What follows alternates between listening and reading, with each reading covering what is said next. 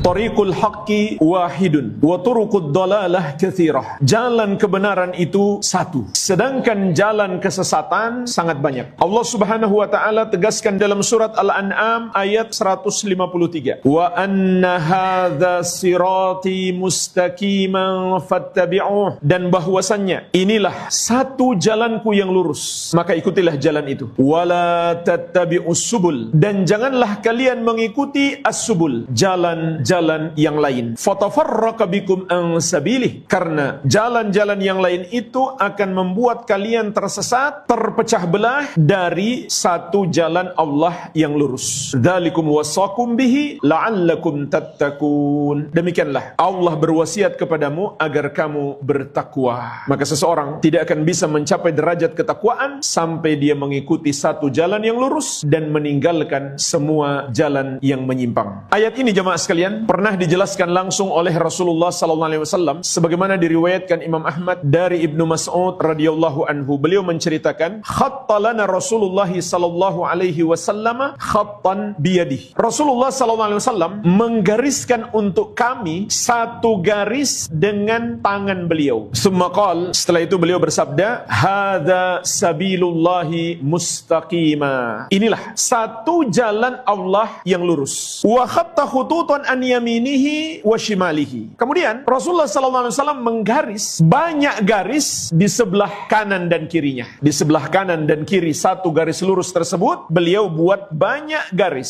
Summa qala, lalu beliau bersabda, hadhihi subul. Ini semuanya adalah as-subul, jalan-jalan yang lain, jalan-jalan kesesatan. Jumlahnya lebih banyak daripada jalan kebenaran. Aisa minha sabilun illa alaihi syaitanun yad'u ilaihi. Tidak ada satupun jalan kesesatan itu kecuali di atasnya ada setan yang mengajak kepadanya. Summa qara'a, kemudian Nabi SAW membaca ayat ini, surat Al-An'am ayat 153. Wa anna hadza sirati mustaqiman fattabi'uh. Allah Subhanahu wa taala berfirman, dan bahwasanya inilah satu jalanku yang lurus, maka ikutilah jalan itu. Wala tattabi'us subul, dan janganlah kalian mengikuti as-subul, jalan-jalan yang lain. Fatafarraqa bikum an sabili, karena itu akan membuat kalian tersesat, tercerai-berai dari satu jalan Allah yang lurus tersebut. Maka jemaah sekalian, dari ayat dan hadis yang mulia ini kita pun paham, jalan kebenaran itu hanya satu, sedangkan jalan kesesatan itu banyak. Disebutkan oleh At-Tabari rahimahullahu taala dalam tafsir beliau dari Imam Mujahid, imam besar ahli tafsir dari generasi tabi'in, murid seniornya Ibnu Abbas radhiyallahu anhuma, menjelaskan yang dimaksud dengan as-subul, jalan-jalan lain